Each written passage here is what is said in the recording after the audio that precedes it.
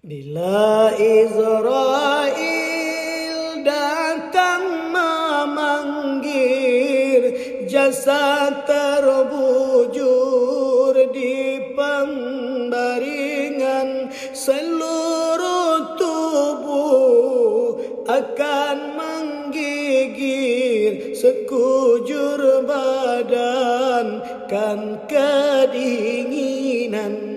Tak ada lagi gunanya harta, kawan karib sanak saudara, jikalau ada amal di dunia, itulah hanya pembela kita.